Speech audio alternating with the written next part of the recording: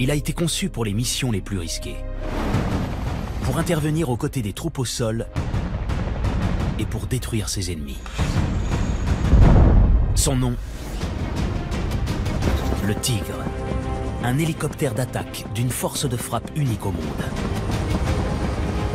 Développé conjointement par la France et l'Allemagne, l'hélicoptère Tigre est devenu l'un des fleurons de l'aviation légère de l'armée de terre.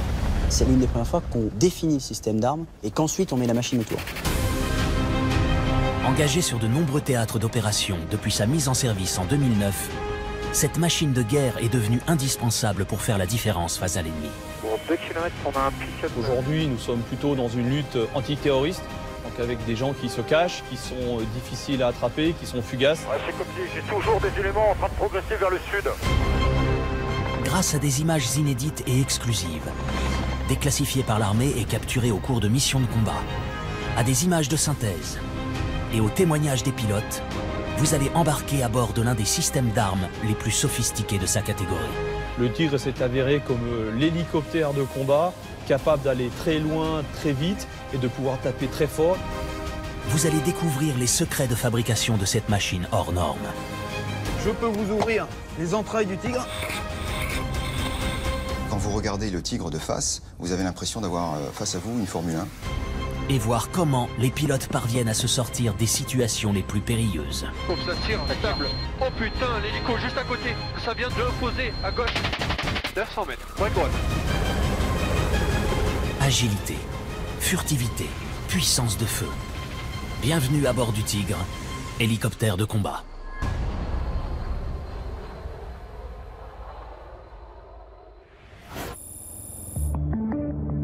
Situé à une cinquantaine de kilomètres de Strasbourg, le camp Lahori est une base de l'armée de terre pas tout à fait comme les autres. Ici, pas de blindés ni de camions lourds, mais des hélicoptères. Ils appartiennent à l'ALAT, l'aviation légère de l'armée de terre, et plus exactement au 1er RHC, le 1er régiment d'hélicoptères de combat. Dans les hangars qui jouxtent la piste de décollage, se cache une machine d'un nouveau genre. Un appareil hors norme. L'hélicoptère EC-665. Nom de code, Tigre. Comme le fauve auquel il doit son nom, le Tigre est un appareil intimidant. 14 mètres de longueur, 4 mètres de haut. Doté d'un cockpit en tandem, avec une place pour le pilote en position basse et une pour le chef de bord en position haute, l'appareil fait partie de la classe d'élite des hélicoptères d'attaque. Équipé de caméras pour voir de jour comme de nuit, il emporte avec lui l'une des panoplies d'armes les plus importantes au monde pour sa catégorie. Ces deux moteurs permettent à l'hélicoptère de se déplacer à des vitesses pouvant atteindre les 275 km/h. Une machine de guerre d'une puissance phénoménale. Ça commence à être intéressant pour densifier les exercices, mettre beaucoup d'aspects tactiques. Quel scénario tu vas faire? Alors on est sur un scénario pour l'instant classique type Mali. Le colonel Pierre dirige la division opération de l'ALAT. Il a été décoré des plus hautes distinctions militaires pour ses faits d'armes en zone de conflit. À ses côtés, le lieutenant-colonel Cyril commande le bataillon des hélicoptères de reconnaissance et d'attaque du 1er RHC. C'est lui qui fut le premier à piloter un hélicoptère Tigre en opération. Parfait. La vie opérationnelle du Tigre a commencé au printemps 2009 en Afghanistan, dans la vallée de la Kapisa. La LAT était en cours de réception de ce Tigre. Elle en avait à l'époque 2 exemplaires. Dès leur déploiement, ils se sont avérés comme absolument indispensables au point de devenir ce qu'on appelle des critères de no-go. C'est-à-dire que les chefs, quand ils lançaient les opérations, s'ils n'étaient pas certains d'avoir les Tigres dans leurs manœuvres, ne lançaient pas les opérations puisqu'ils savaient que cet appareil était capable d'emporter la supériorité très concrète sur le terrain contre les talibans contre lesquels nous nous battions à l'époque. Dans les montagnes d'Afghanistan, le Tigre prouve immédiatement qu'il dispose de capacités de manœuvrabilité et de furtivité exceptionnelles, essentielles pour les hélicoptères de combat.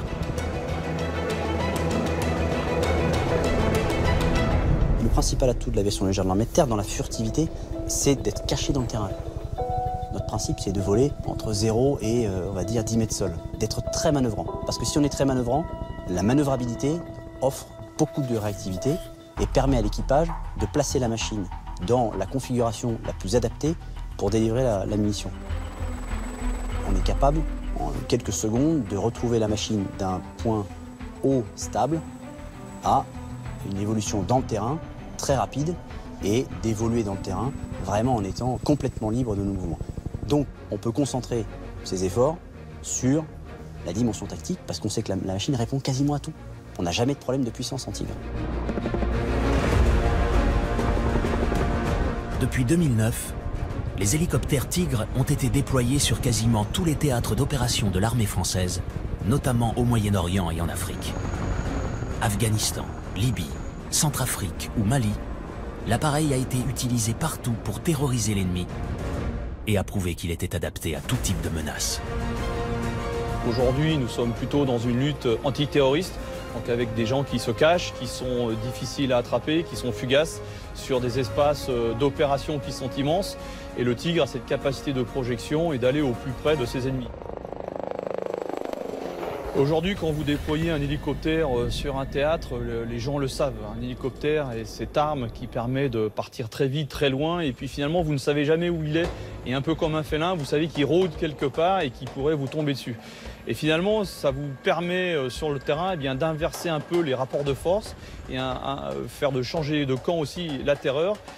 Il est clair que quand on engage des hélicoptères sur le terrain, le facteur psychologique et l'appréhension de pouvoir être frappé par ces appareils change de camp et les gens sont extrêmement méfiants.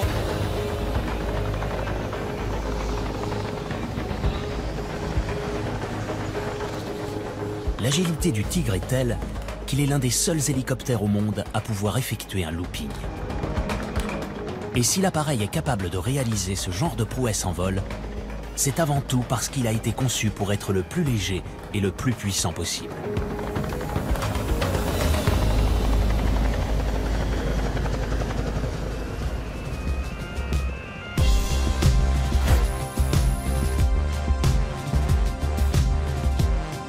C'est en France, dans la ville de Marignane, située à une vingtaine de kilomètres de Marseille, qu'est fabriqué le C665, le Tigre français.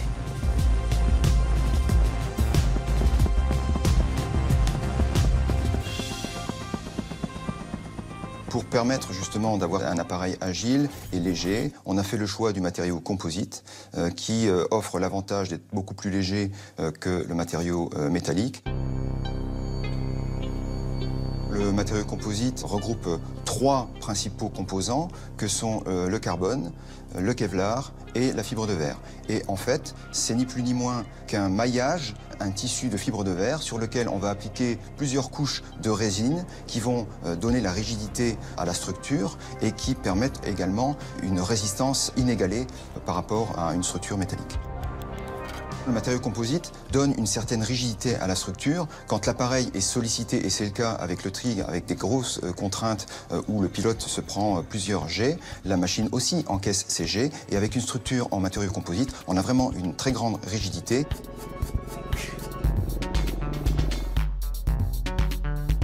La partie centrale de l'appareil, soumise aux efforts de torsion en vol, est en composite sandwich, constitué d'une structure légère dite en nid d'abeille, prise en sandwich entre 2 pots, lui offrant à la fois résistance et capacité de déformation. Pour les parties hautes, c'est le monolithe de carbone qui a été choisi pour résister aux températures élevées des moteurs. Et pour les pales, un mélange de fibres de verre et de carbone entourant un cœur en mousse offre à leur structure à la fois souplesse et solidité. Enfin, les sièges des pilotes sont en Kevlar et en céramique de bord. Une céramique très dure qui peut stopper le projectile d'une mitrailleuse ennemie. Grâce aux matériaux composites, la masse de l'appareil atteint les 6,6 tonnes, 15% de moins que son concurrent américain et 30% de moins que son concurrent russe. Mais la légèreté n'est pas la seule caractéristique qui permet au Tigre d'être aussi agile. L'appareil est également équipé d'une motorisation spécialement adaptée aux missions de combat aérien. L'hélicoptère d'attaque Tigre a un rapport poids-puissance qui est unique. Et ça, c'est grâce effectivement à la motorisation qui a été choisie sur le Tigre. Des moteurs MTR 390E. L'atout de cette motorisation, c'est qu'on a des moteurs très compacts et qui délivrent une puissance énorme par rapport, je dirais, à la taille du moteur. Chaque moteur délivre 1500 chevaux, c'est-à-dire 3000 chevaux lorsque l'appareil vole avec donc, ces deux moteurs. Mais aussi, l'avantage de cette machine, c'est qu'il a une capacité à voler sur un moteur en cas de panne ou si un moteur a été endommagé, l'appareil peut continuer à voler et peut s'extraire de la zone où il a été engagé en toute sécurité. Autre particularité dans le positionnement des deux moteurs, vous avez une plaque blindée qui sépare le moteur gauche du moteur droit et cette plaque blindée permet de protéger les moteurs mutuellement en cas d'explosion d'un moteur par rapport à l'autre.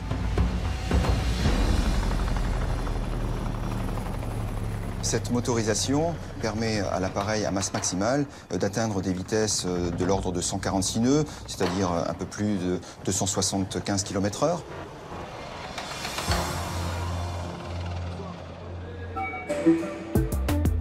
Dans les ateliers de l'usine Airbus, plusieurs centaines de personnes travaillent à la fabrication de cet hélicoptère unique. Compte tenu de son extrême complexité, rien ne peut être automatisé. Chaque exemplaire passe entre les mains expertes des techniciens et des ouvriers. Chaque opérateur est clé dans chaque opération d'assemblage. À chaque endroit, il faut une mise au point particulière, il faut un savoir-faire particulier. Le Tigre, d'un point de vue complexité, est un produit de très très haute technologie. Je compare souvent ça à de la grande orfèvrerie ou de la Formule 1 qui vole. Donc très complexe parce qu'il est équipé de systèmes avioniques complexes dans leur définition, des systèmes armement aussi très très pointus. Un Tigre, on n'en fabrique pas 1000 ou 10 000 par an, on en fabrique à des quantités assez réduites. Donc c'est vraiment, chaque produit est un petit peu particulier. Donc on le suit, en plus comme on le suit pendant toute cette étape d'assemblage, presque on connaît un Tigre jusqu'à ce qu'on puisse le livrer.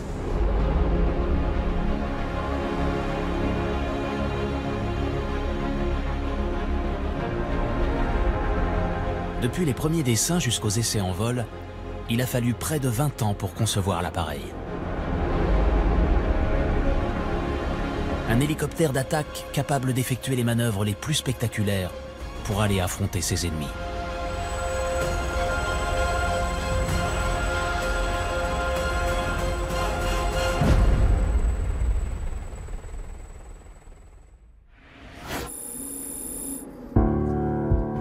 Nous sommes au GAMSTAT, le groupement aéromobilité de la section technique de l'armée de terre. C'est ici que sont pratiqués les tests de l'élément clé du Tigre, son armement. C'est la première fois, ou l'une des premières fois, qu'on définit le système d'armes et qu'ensuite on met la machine autour. Le Tigre a été pensé comme un système d'armes complet.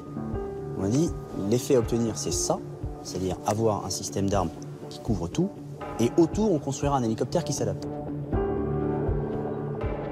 Avant d'être autorisé à partir en opération, les armes qui équipent chaque appareil doivent passer entre les mains des pilotes d'essai.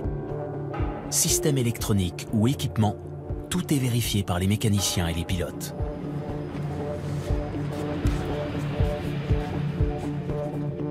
Car l'un des principaux avantages du Tigre réside dans sa capacité à pouvoir adapter ses différentes armes en fonction du type de mission.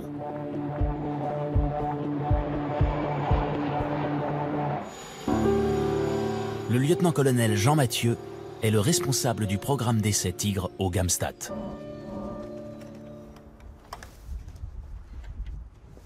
Vous avez ici une ailette avec un emport interne et un emport externe. Sous l'emport interne, on peut mettre un certain nombre de matériel et de même sous l'emport externe. Vous avez actuellement là un PLR de 22 coups, donc panier lance-roquettes de 22 coups, à l'intérieur duquel on peut mettre des roquettes de 68 mm, de différents types, suivant l'effet recherché sur le terrain. La portée de ce type d'arme est de l'ordre de 4 km.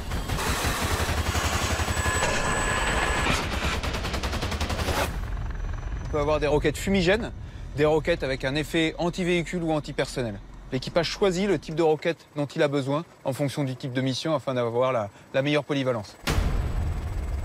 Sur l'emport externe, vous avez là des missiles Mistral, 2 missiles Mistral qui sont donc des missiles RR à but de détruire un autre aéronef type hélico ou même chasseur ou avion lent avec une portée de l'ordre de 5 à 6 km. C'est un missile de type tir et oubli avec un autodirecteur infrarouge. Une fois qu'il a acquis sa cible, qu'il est verrouillé dessus, le missile part et il n'y a plus de travail de la part du pilote, le missile est autonome. De l'autre côté de l'appareil se trouve une arme de nouvelle génération dont les premiers tirs en opération viennent juste d'être réalisés par les forces françaises. Tigre, nous sommes dans le domaine de tir, confirmez l'autorisation de tir. Le missile Hellfire. Tir autorisé.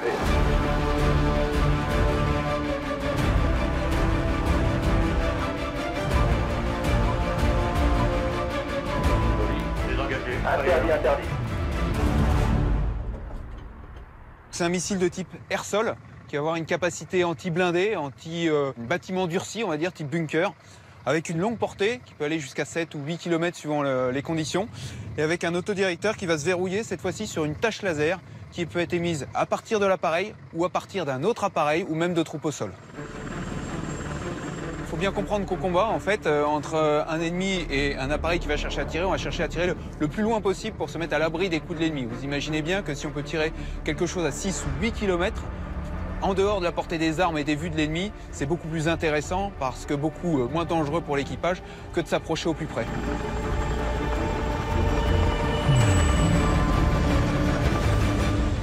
Le missile va partir, va monter sur sa trajectoire et à ce moment-là, va, grâce à son autodirecteur, se verrouiller sur une tâche qui sera émise à partir de personnel au sol, par exemple, cachés dans la végétation, qui eux auront vu de l'objectif mais seront totalement cachés et protégés.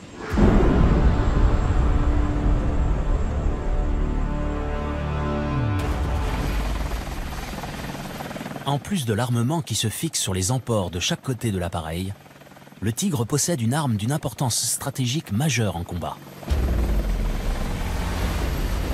Sans doute celle qui est utilisée en priorité pour assister les manœuvres des troupes au sol ou détruire un ennemi rapproché, le canon de 30 mm.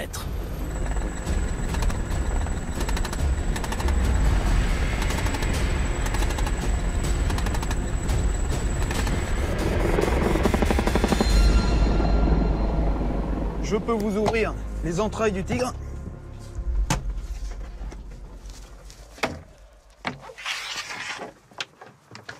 Donc nous avons ici les caissons d'obus.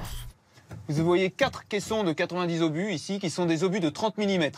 À quoi ils servent? En fait, ils vont suivre un cheminement ici, à l'intérieur de l'appareil, sensiblement là où je vous montre avec ma main, afin d'arriver ici et d'être ramené dans la culasse du canon. Il s'agit d'un canon de 30 mm sous tourelle. Donc sous tourelle, qu'est-ce que ça veut dire?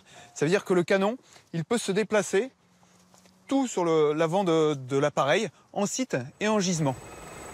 En site, en fait, ça va lui permettre de basculer vers le haut et vers le bas sans que l'appareil ne bouge. Et en gisement, ce qui va lui permettre de détruire des objectifs qui ne sont pas juste en face de l'appareil.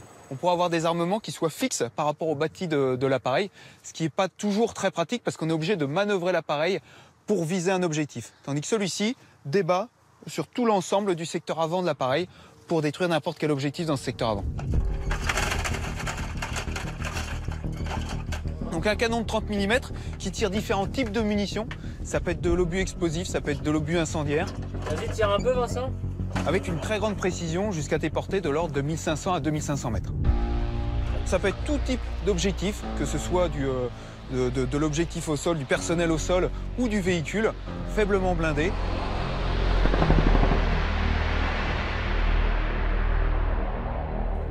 Sur les théâtres d'opérations extérieures, le Tigre est envoyé avec tout son arsenal à disposition. Le combat, c'est une science inexacte avec de multiples inconnus et nous ne savons jamais sur quel ennemi nous allons effectivement précisément tomber. L'avantage du Tigre, c'est qu'avec tous ces systèmes d'armement qui l'emportent, on peut réagir à toute situation. Dans l'aviation légère de l'armée de terre, c'est vrai que nous avons ce que nous appelons la cockpit delegation, c'est-à-dire que c'est le commandant de bord qui décide en fonction de la mission qu'il a reçue, quel type d'armement il doit utiliser.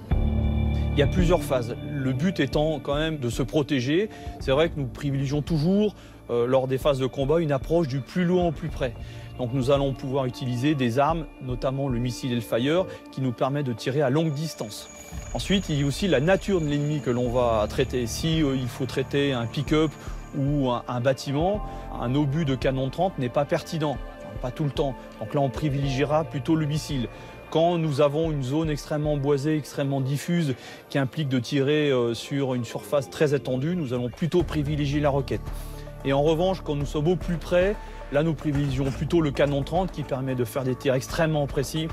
En gros, entre 2000 mètres jusqu'à une distance extrêmement proche, où là, 1 ou 5 obus permettent d'obtenir les effets que nous voulons avoir sur l'ennemi. Et parfois, sur certaines situations, l'équipage utilise toute la gamme de son armement pour traiter la menace à laquelle il est confronté. En opération, le commandement choisit la configuration d'armement optimale en fonction de la mission, de l'ennemi et des éventuelles cibles à détruire. Dans le cas de missions longue distance, l'appareil peut également être équipé de réservoirs de carburant supplémentaires qui offrent au Tigre un rayon d'action exceptionnel pour un hélicoptère d'attaque. C'est vrai qu'on met aujourd'hui sous les Tigres des réservoirs supplémentaires qui permettent aux Tigres d'avoir parfois jusqu'à 5 heures d'autonomie. Et donc ce sont des machines qui peuvent partir très longtemps, très loin, avec des capacités radio pour rendre compte de ce qui se passe. Et lors des raids que nous avons faits au Mali, parfois jusqu'à la frontière algérienne, le Tigre s'est avéré comme l'hélicoptère de combat, capable d'aller très loin, très vite, et de pouvoir taper très fort et de revenir à sa base principale sans forcément faire des plots de ravitaillement intermédiaires qui sont extrêmement contraignants et dangereux, parfois organisés en termes logistiques et tactiques.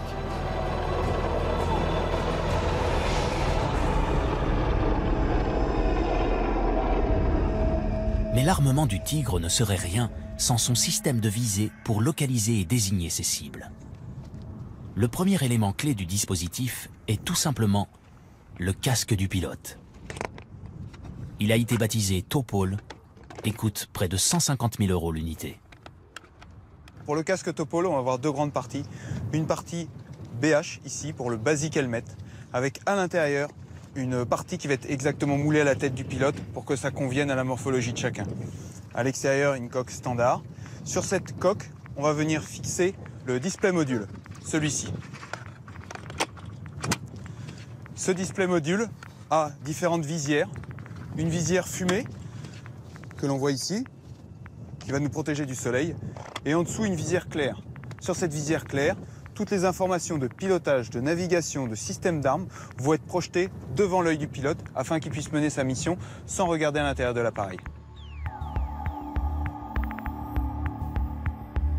Le casque est parfaitement moulé à la tête du pilote afin que les tirs globalement soient le plus précis possible. C'est pas simplement de la symbologie projetée devant le pilote, c'est un organe essentiel de la chaîne de tir. C'est un viseur à part entière. Donc il faut que l'alignement entre l'œil du pilote, ce qui lui est projeté devant les yeux, et l'objectif soit parfait. C'est pour ça qu'on a besoin d'avoir un moulage individualisé en fonction de la morphologie de chaque pilote. Le casque est également conçu pour être utilisé aussi bien de jour que de nuit. Car c'est la nuit que se déroule la grande majorité des missions de l'hélicoptère Tigre. Ok, le Diablo, donc pour l'instant la zone est toujours claire, pas de mouvement de proximité. Ouais, ça suit. Pour le passer en configuration nuit avec les systèmes d'intensification de lumière, je retire les prismes qu'il y a ici et je mets à la place un système d'intensification de lumière qui se place comme ceci, de part et d'autre du casque, et qui vont permettre au pilote d'avoir son image de lumière intensifiée projetée directement sur la visière claire à l'intérieur du même casque. Le principe, c'est un système passif, en effet, qui va récupérer la moindre petite parcelle de lumière, les moindres petits photons qu'il y a sur la scène que va observer le pilote. Ça va rentrer dans ces tubes par un système électronique, ça va être amplifié et ça va être, comme je vous le disais, projeté sur la visière claire du pilote. Tel un animal, on peut réussir à voir dans ces nuits très sombres, presque comme un plein jour.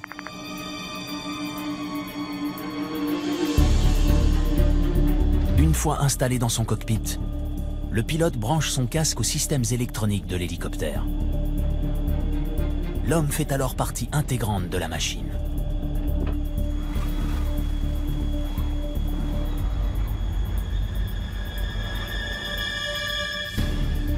Les mouvements du canon avant sont asservis à ceux de sa tête. Comme si l'arme était le prolongement de ses yeux, le canon suit automatiquement les mouvements de la tête du pilote pour pouvoir engager le combat en une fraction de seconde.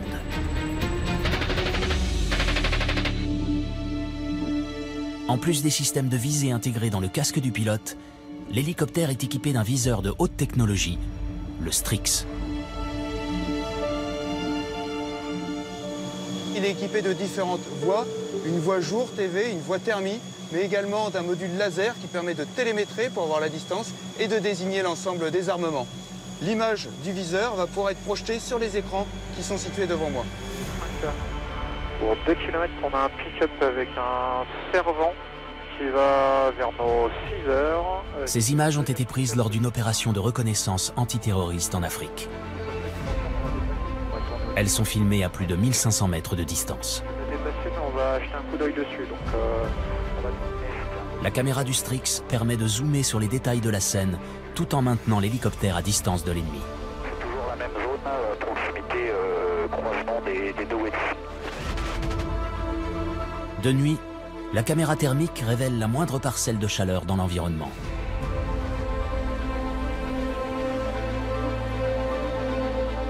Les commandants de bord et les pilotes ont en tête des images qu'on appelle des banques d'images. Ils savent ce qu'est la forme d'un fantassin qui se cache avec une mitrailleuse dans un fossé ou quelle forme a un pick-up qui est caché par des bâches dans la végétation. Ils savent quelle forme cela a. Et une fois qu'ils ont un doute, ils concentrent un peu, ils zooment sur cette zone et ils précisent leurs renseignements. Et une fois qu'ils ont ce qu'on appelle la PID, c'est-à-dire la Positive Identification, et que le commandement leur a donné toutes les autorisations de tir, à ce moment-là, ils délivrent des feux. Ok, c'est bon, ça s'est arrêté maintenant. Début du tir. Stable. Ok, non conflictuel. Je touche à rien. Vas-y. Un crocodile. Feu. En plein dedans. Ok.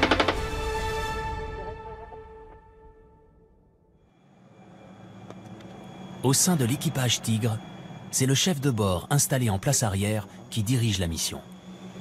Aussi appelé gunner, c'est lui qui gère tout le système d'armes de l'hélicoptère. Quand on est installé en place arrière, tout d'abord, on a les commandes de vol, tout comme le pilote. C'est-à-dire qu'en cas de souci, on est capable de reprendre les commandes à n'importe quel moment. En plus de ça, on a devant vous des écrans qui nous donnent toutes les informations de vol, en plus de la recopie qu'on a dans le casque. Ça, c'est le pilotage de base.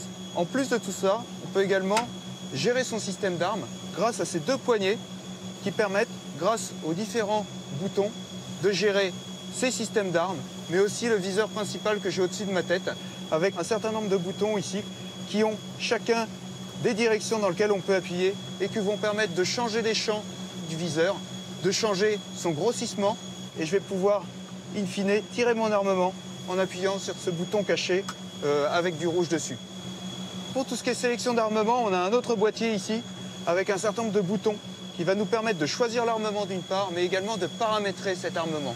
Que ce soit la roquette, où je vais choisir le type de roquette, que ce soit le canon, où je vais choisir la longueur de la salve, le missile Hellfire qui a plein de réglages possibles, ou même le missile Mistral également. Je vais configurer mon armement grâce à ce boîtier ici.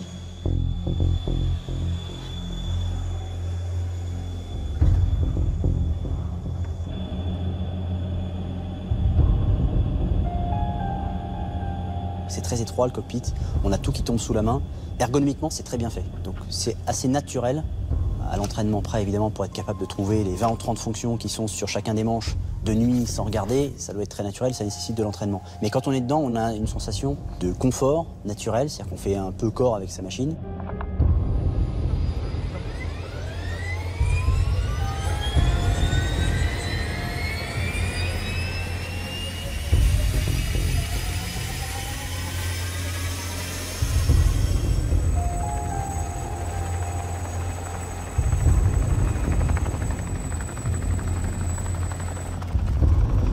La DZ elle est pas là. Non, poursuivez. Ouais. Et tu vas vers la DZ. En mission, le pilote et le commandant de bord sont en communication constante par radio et doivent tous les deux maîtriser à chaque instant l'environnement dans lequel leur machine évolue. Principe, les écrans sont en bas, donc on est toujours en train de regarder autour et on va jeter un œil sur l'écran qui ne fait en théorie que confirmer ce qu'on a vu dehors ou nous préciser ce qu'on cherche dehors. Dans tous les cas, il n'y a jamais l'équipage entier qui est ce qu'on appelle à l'intérieur. C'est le principal vecteur d'accident. Quand l'un des deux est dedans, il le dit, il dit « je suis dedans », l'autre répond « je suis dehors ». Il n'y a jamais de moment où tout le monde regarde dedans. Dans le casque, il y a tout. Il y a les éléments de vitesse, les éléments de cap, les éléments de visée, les éléments de tir pour savoir quel armement est engagé, s'il est engagé ou pas, s'il est prêt ou pas. Donc, en fait, le pilote, déjà, celui qui est devant, n'a pas besoin naturellement de rester à l'intérieur puisque tous les paramètres dont il a besoin, sa vitesse, tout est dans son casque. Derrière, le commandant de bord, il est, c'est vrai, bien plus concentré dans le système d'armes et dans le système machine que ne l'est le pilote. Parce qu'il doit gérer la navigation, gérer les radios. Donc les radios, ça se change, les points, ça se rentre dans la machine. Donc il est souvent dedans, souvent la tête à l'intérieur. Et il sort finalement moins souvent que le pilote. Mais il doit quand même regarder parce que c'est lui qui donne les ordres et in fine, c'est lui qui dit où veut aller la machine. Lorsqu'ils arrivent sur une zone de combat, les pilotes exploitent alors toutes les capacités de la machine pour prendre le dessus sur l'adversaire. En fait, quand vous êtes au combat, la première chose que vous cherchez à faire, c'est vous protéger et ensuite trouver une position pour pouvoir tirer. Donc en fait, l'équipage, quand il arrive sur une situation de combat, il essaye de deviner ou de trouver où lui se mettrait pour combattre. Et à partir de là, il fait tout un balayage avec ses caméras pour rechercher, alors quand c'est de nuit, quelque chose qui, grâce à la thermie, bouge ou se détache de l'environnement naturel avec beaucoup plus de chaleur. Vous voyez les choses beaucoup plus vertes, beaucoup plus intenses. Ou quand c'est de jour, eh bien, quelque chose qui est extrêmement mobile. À partir de là, avec différentes focales, il part du grand champ au petit champ pour essayer de préciser l'ennemi. Et généralement, il le trouve.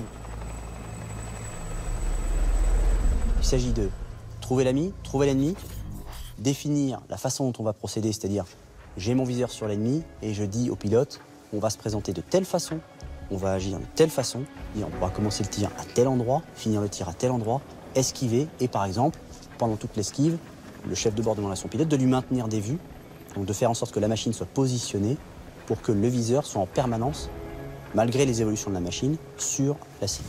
Donc il y a vraiment un travail en tandem.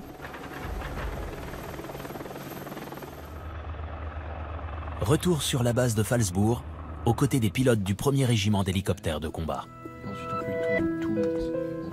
Ils se préparent à partir pour un exercice en conditions réelles. La mission, escorter un hélicoptère NH-90 Caïman dans une exfiltration de commando en terrain ennemi. Dans la salle de briefing, le chef de bord et son pilote revoient ensemble leur plan de vol. Puis viennent ensuite les gestes maintes fois répétés par les pilotes avant chaque départ en mission. Installation du gilet pare-balles, indispensable compte tenu de la proximité de l'appareil avec le sol.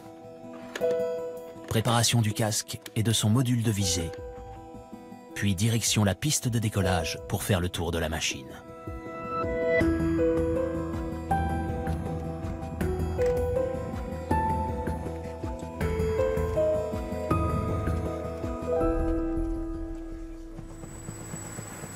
Et c'est parti.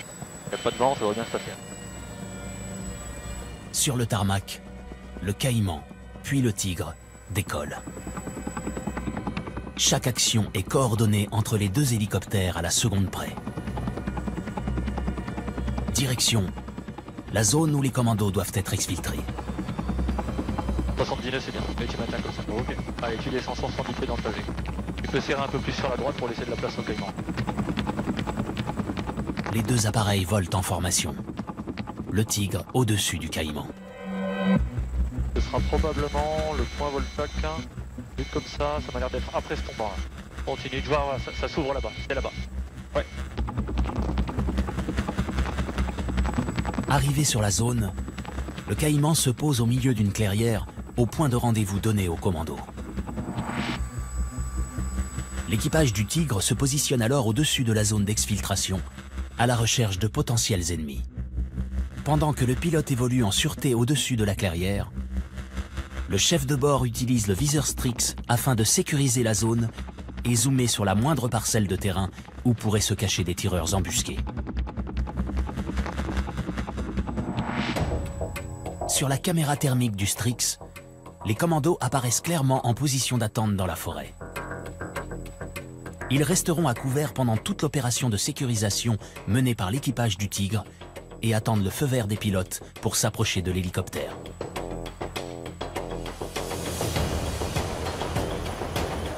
Dès que le Tigre a sécurisé la zone, les commandos sont autorisés à grimper à bord du Caïman.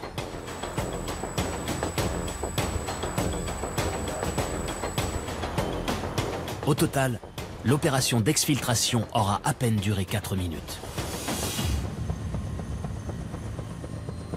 Si les pilotes s'entraînent à ce type de mission, c'est que cette situation se reproduit souvent sur les zones de conflit. Au cours de ces quelques minutes d'exfiltration, les équipages des 2 hélicoptères doivent être d'une extrême vigilance, car ils peuvent à tout moment être pris à partie. Ok, tu chauffes tout ce qu'il y a en dessous.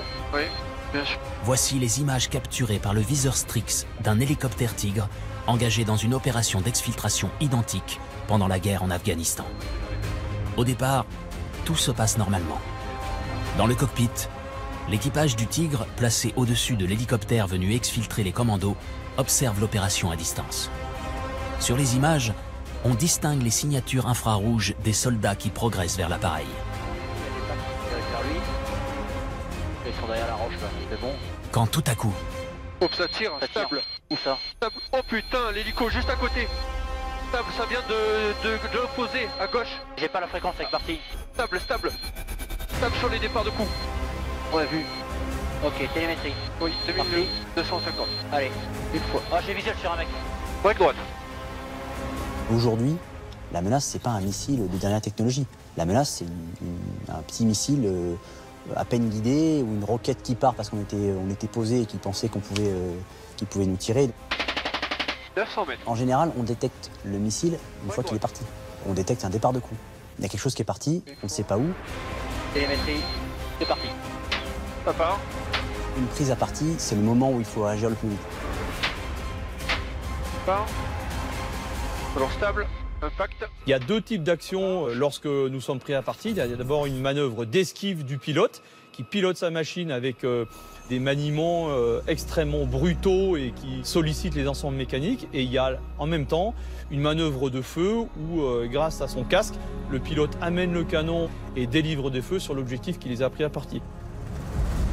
C'est une question de survie, donc c'est quasiment un acte réflexe. Une action d'esquive faite par le pilote, ça prend quelques dixièmes de seconde.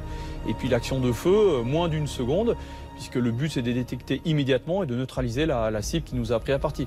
Donc ce sont 2 actions extrêmement brutales et extrêmement rapides pour la survie de l'équipage et la poursuite et la réalisation de la mission. ce jour-là, dans les montagnes d'Afghanistan, les 2 hélicoptères sortiront intacts de cette prise à partie.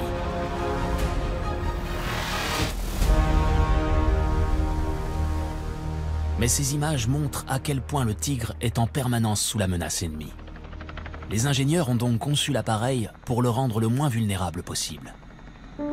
Son premier atout, en plaçant le pilote et le chef de bord l'un derrière l'autre, les concepteurs ont réussi à obtenir l'un des hélicoptères d'attaque les plus fins de sa catégorie. Le choix du cockpit en tandem est lié principalement à la discrétion de l'appareil. Quand vous regardez le Tigre de face, vous avez l'impression d'avoir face à vous une Formule 1. Rien ne dépasse au niveau du cockpit et donc la surface cible est très limitée par rapport à un hélicoptère où l'équipage est côte à côte qui offre une surface cible beaucoup plus large. Et donc ça, c'était le premier élément, à la fois discrétion, mais aussi limiter l'exposition de l'équipage face à la menace ennemie. En mission, un hélicoptère peut être détecté par les radars ennemis placés au sol ou à bord d'aéronefs. La menace radar, en fait, donc ce sont des systèmes actifs qui vont avoir pour but de détecter la cible. En termes de principe de fonctionnement, un radar va émettre une onde électromagnétique qui, quand elle arrive sur la cible, va être réémise dans un secteur angulaire donné. Donc la part de l'énergie qui revient vers le radar va être captée par celui-ci, analysée. Donc le radar va être capable de localiser, par exemple, une cible. Le Tigre a donc été spécialement étudié pour être le plus furtif possible. Le radar ne sera capable de détecter la cible que s'il reçoit en retour une partie de l'énergie qu'il a précédemment émise. Quand le radar va émettre ces ondes électromagnétiques, nous allons tout faire pour que la forme du fuselage réémette cette énergie dans des directions où ne sont pas présentes les menaces, donc en dehors de la zone des radars. Dans le cadre du Tigre, nous avons travaillé sur un concept de furtivité, donc en termes de forme, basé d'une part sur une silhouette vue de face extrêmement étroite, associée à des flancs donc latéraux plans, ce qui permet de garantir une signature radar dans un très large secteur avant très faible et en contrepartie de rejeter cette énergie dans des secteurs peu menaçants. En plus de sa forme, les matériaux de son fuselage ont eux aussi des capacités d'absorption ou de déviation des ondes radar qui lui permettent de ne renvoyer qu'une quantité infime des ondes qu'il a reçues. Mais la furtivité du Tigre aux ondes radar ne suffit pas. Car comme tout objet chaud, un hélicoptère émet des rayonnements infrarouges qui peuvent être captés par des dispositifs ennemis. Et dans le cas où la signature infrarouge de l'appareil est détectée, un missile peut alors être envoyé pour l'abattre. Pendant sa course, le missile n'aura plus qu'à verrouiller sa trajectoire sur le rayonnement infrarouge de sa cible pour l'atteindre et la détruire. La détectabilité de l'hélicoptère est fonction directement de sa signature infrarouge. Au plus elle est élevée, au plus il est détectable de loin et au plus le suivi par le missile va être facile. Le principal contributeur de la signature infrarouge d'un aéronef, c'est les zones très chaudes, les chaudes. Donc on essaye de réduire ces zones chaudes. On a un premier moyen qui est les suppresseurs infrarouges, qui se situent donc après les tuyères et qui permettent de diluer et de dévier le jet issu des moteurs pour avoir des zones chaudes moins chaudes et de moins grande ampleur. Ensuite, on a un deuxième procédé qui est inclus dans la peinture. On a des peintures dites basse émissivité qui, de nouveau, à température égale, vont permettre d'émettre moins dans l'infrarouge que le fuselage et que les peintures qui ne sont pas à basse émissivité. Mais face à certains dispositifs de détection, la furtivité radar ou infrarouge ne suffit pas. L'appareil a donc été équipé d'un système dit d'autoprotection qui lui permet de répondre à la menace. À l'avant et à l'arrière, des détecteurs radars balaient les 360 degrés autour de l'hélicoptère.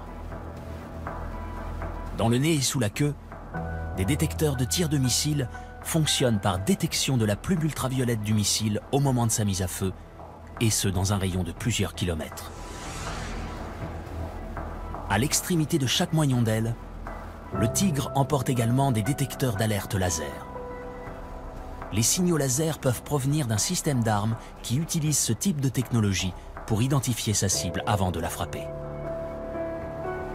La furtivité permet de retarder le plus possible le moment de la détection de l'hélicoptère. Ceci étant, si l'hélicoptère est pris à partie par une menace, grâce à ces systèmes d'autoprotection, l'équipage sera averti donc, de cette menace et du type de la menace, qu'elle soit donc radar, laser ou d'un départ missile. Et de façon automatique, il pourra engager son système de contre-mesure et donc tenter de leurrer la menace approchante. Dans le domaine radar, les leurres sont principalement basés sur des systèmes de paillettes électromagnétiques.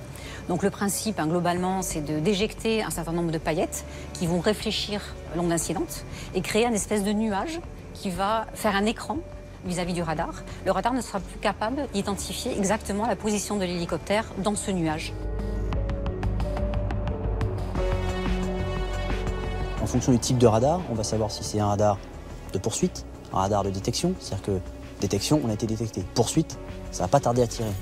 Donc il y a cette logique aussi qui fait qu'il faut tout de suite se décrocher ou s'enlever cette espèce de chien qui vous a mordu derrière et puis il faut le décrocher. Une fois qu'on est dans le terrain, il n'y a pas 36 solutions. Soit on peut traiter cette menace et donc on va se replacer pour se présenter différemment, aller le surprendre, c'est un peu le jeu du chat et de la souris, soit on n'est pas capable parce qu'il est bien trop important pour nous, et à ce moment-là, c'est différent, c'est-à-dire compte rendu, on esquive et on prend un chemin d'exfiltration qu'on a soit reconnu au préalable parce qu'on est arrivé sur une position de tir, on est juste sorti, on tire et on s'en va, ou un chemin qu'on se crée dans le terrain, en vol tactique, un appareil qui est dans le terrain, on entend le bruit, mais il va être impossible de savoir exactement d'où il vient parce que jusqu'au dernier moment, il est au niveau de la cime des arbres, il est caché par un relief, il est derrière une ligne de crête et vous avez juste le haut de l'appareil qui sort avec un viseur qui regarde, mais en fait, la machine, elle est au niveau de la ligne de crête, donc elle ne va jamais sortir, elle ne va jamais se dévoiler. Donc ces trajectoires, c'est ce qui se passe ensuite, c'est on s'exfiltre, on s'en va, ou on réattaque avec une trajectoire différente. En épousant le terrain, c'est l'avantage de l'hélicoptère par rapport à l'avion, c'est qu'on peut s'arrêter, réfléchir, reculer, avancer, monter, descendre. C'est le vecteur idéal pour combattre au plus près et de façon la plus discrète. En cas de tir de missiles ennemis, le Tigre est également équipé d'un système de leurre. Ils sont éjectés à l'approche du missile qui est alors attiré par la chaleur des leurres et est dévié de sa cible. Un système qui a prouvé son efficacité dès la deuxième mission opérationnelle du Tigre en 2011, lors de l'opération Harmattan en Libye. C'est vrai qu'après l'Afghanistan, le Tigre s'est retrouvé dans un environnement qu'il ne connaissait pas et qu'il a découvert un peu comme tout le monde. Il s'est retrouvé en pleine mer, en pleine nuit, contre un ennemi beaucoup plus puissant qu'il avait connu en Afghanistan. Donc un ennemi qui avait des missiles solaires, qui avait énormément de matériel anti-aérien. Et c'est à cette occasion-là, le 4 juin 2011, qu'un des hélicoptères Tigre a été tiré par un missile solaire. C'était la première fois. Et je me souviens très bien avoir vu les leurres partir de part et d'autre en pleine nuit des hélicoptères et d'avoir vu le missile ensuite perdre son objectif et s'abîmer en mer après avoir subi la séquence de leurrage du Tigre.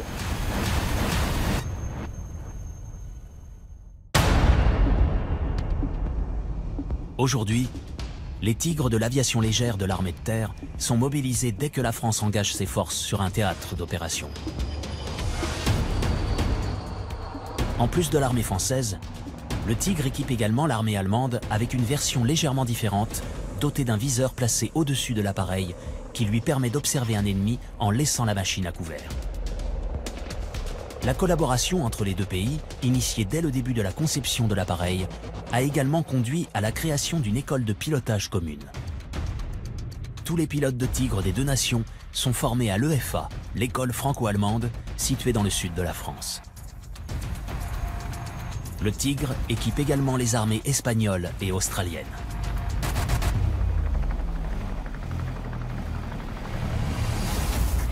Avec des milliers de missions de combat à leur actif, les hélicoptères Tigre font aujourd'hui partie des appareils les plus respectés par les armées du monde entier. Quand les deux pilotes décollent avec leur machine, à plusieurs machines et qu'ils partent faire une mission, c'est vraiment une meute qui décolle. Ce sont des chasseurs qui vont fureter, alors parfois dans le désert, parfois en montagne, parfois dans la jungle et qui doivent chercher leur proie. Et c'est vrai que, eh bien, comme les félins, le Tigre a des capacités, des sens qui sont développés par la technologie et aussi par l'instinct du pilote et qui, quand ils sont en parfaite symbiose, donnent des résultats extrêmement efficaces sur le terrain et qui nous permettent aujourd'hui d'être une nation qui compte dans les nations considérées comme les Fighting Nations. Le Tigre, c'est un véritable ange gardien qui, autour des opérations, assure une surveillance avec une capacité de mission, d'observation, de renseignement, de destruction qui est absolument sans limite.